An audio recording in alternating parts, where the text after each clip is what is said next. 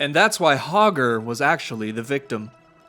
What's up, team? You can call me Ghost Stories Gaming, and I've binged way too much Josh Strife Hayes content over the past month, and as a result, I have jumped back into my favorite MMORPG, the game I grew up playing, the game that obliterated my high school GPA, and the game that, for better or worse, changed the gaming landscape forever. And that game is Fiesta on World of Warcraft. Not just World of Warcraft, but World of Warcraft as it was in the early 2000s.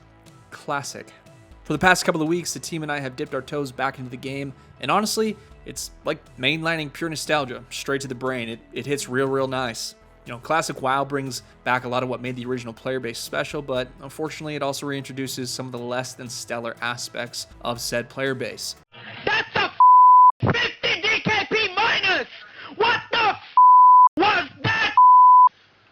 And that, my friends, is what inspired this video. Our group of friends is currently hovering around the level 20 marker, which is more than enough time to notice a troubling trend. While many players fondly remember the good manners of Azeroth, plenty seem to be out of practice or new. So grab your favorite pint, raise those pinkies, and let's dive into a much needed refresher on Classic WoW etiquette. Before we begin, though, I do want to give a huge thank you to all my channel supporters and new subscribers over the past month. We are under 200 subs from hitting 1,000 on this channel, which is a huge milestone, and your feedback has helped this process tremendously. If you'd like to see more content like this, or variety content on a whole mess of other games, be sure to drop a comment, a like, a sub. Everything helps. Every interaction helps keep this channel operational. Now, I've got my friend Prod here today to help me cover some of the top concepts we'd like to go over, so let's begin with the basics.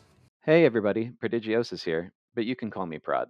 These are just some of the basic etiquette techniques a player of any skill level should be able to deploy during their time in Classic Azeroth. Here's one, Ghost. Get in line. What I'm referring to here is tagging rare spawns when there's a queue. In Classic WoW, certain quest-related or rare spawns can only be tagged by one player or a party at a time. A great example is the Defias Messenger in Westfall, a key target in the Defias Brotherhood quest chain. Once defeated, he has a respawn timer, forcing others to wait, locate him again, and repeat the process. This often leads to a bottleneck of players waiting for their turn. The biggest piece of this is not to just roll into an area and tag the named quest target someone's waiting for, or to hit the rare spawn some players are carefully pulling around. A lot of times they're trying to prep for the fight because they're at its level, or they're trying to be cautious because the game can be unforgiving. Here's a thought. Try grouping up with them. That way, everybody in the party gets credit for a kill, and it makes the process that much more efficient. However, if grouping isn't an option, follow the unwritten rule of etiquette. Treat it like a four-way stop. You don't have to go in exact order, but most drivers recognize who is there first and respect the order as closely as they can. The ones who ignore this and cut ahead are the drivers who cause road rage. While WoW doesn't have the same real-world consequences, proper etiquette goes a long way in keeping the game enjoyable for everybody. In a game where setup and prep can be challenging and everything is more time-consuming, don't be that guy. Of course, if you're the type to ignore common courtesy, you'll do what you want, but don't be surprised if you're in a bad rep. Thank you, Prod. The next one I want to address is resource node etiquette. Simply put, don't steal resource nodes from players who are clearly trying to collect them. Common resource nodes include herbs for herbalism, ore veins for mining. A frequent obstacle to gathering these resources is enemy mobs. So if a player is fighting a mob near a resource node, it's courteous to let them finish that fight, give them some time to harvest that node. However, if they walk away after that fight, I say feel free to take it. Alternatively, if a player is closer to a node than you can always whisper them and go, hey, you gonna use that node? In Classic WoW, there's about a 50% chance, this is science, 50% chance they'll appreciate your manners so much they might let you have it or split it with you, even if they need it. On the other hand, taking a node while someone is actively fighting a nearby mob, pretty lousy move. It's likely that they are clearing that area just so they can gather it in peace. Please note, this also applies to world chests and rare spawns. Next up, let's talk about mutual buffing. Now, in Classic WoW, there's an unspoken tradition of randomly buffing and receiving buffs from fellow adventurers. Buffing simply means casting a beneficial spell on another player to enhance their abilities, such as increasing health, mana, attributes, melee power, or regen. The list of possible buffs is extensive, and while buffing others isn't required, it is always appreciated, especially since buffs in Classic WoW make a huge difference in questing and dungeoning and surviving all kinds of dangerous encounters. It's customary to share buffs while questing, especially if someone buffs you first. For example, As a paladin, I like to give Blessing of Might to melee classes to boost their attack power. If I see a priest, I might politely ask for a stamina buff and in return, send them a Blessing of Wisdom for some mana regen. While not mandatory, this mutual buffing tradition is a bit like tipping at your favorite coffee shop. It's a small gesture that keeps the WoW community strong and friendly. Don't have to go out of your way to do it, but when you do it, it does make the game world a better place, and people tend to pay that forward. Sharing quests when partying. When grouping with random players, it's both polite and helpful to share quests, especially if you're in the same level range. If you're questing solo, the chances of running into similarly leveled players in your zone are 100%.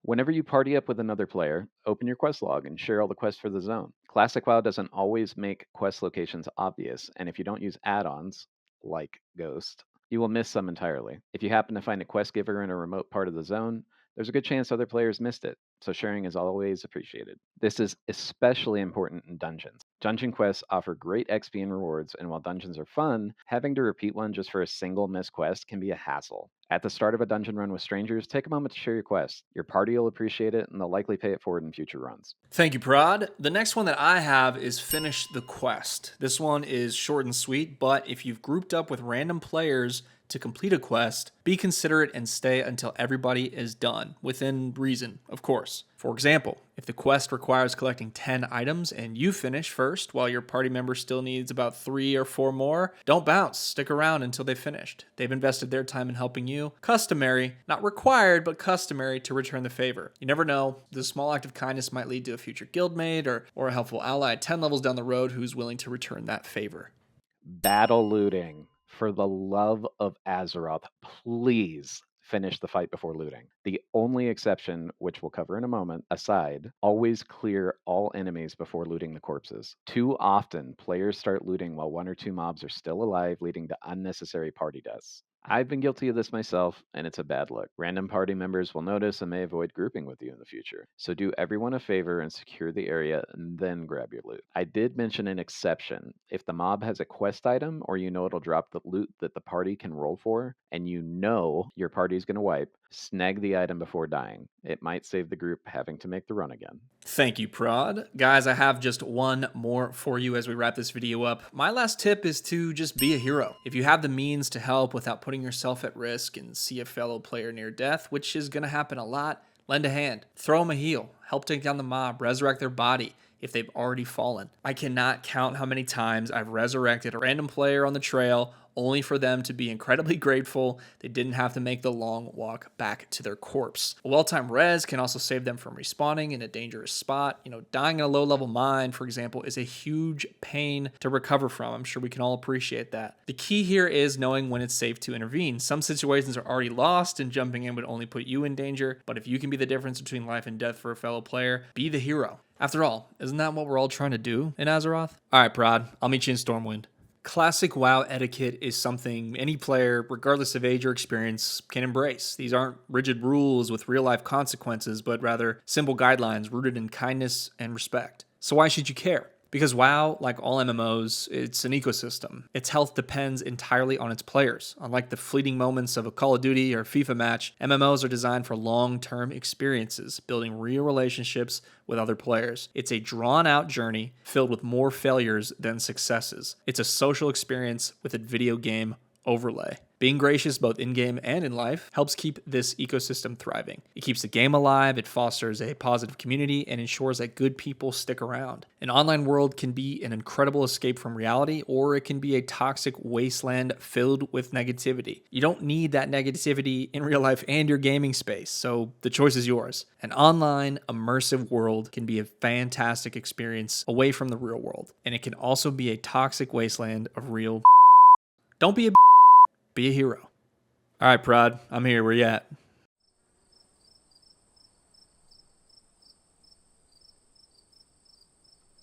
Thank you guys for watching, and thank you for your time. You can call me Ghost Stories Gaming, and a big shout out to my buddy Prod for his help on this video. If you guys are hanging out on the Dream Scythe server Alliance side for Classic WoW and want to link up, just hit me with a message on here or on Twitter. You can find all my socials at Ghost Stories Gaming, and that'll be linked in the description below. Remember, guys, to mind your manners, and I'll see you in the arena. Peace.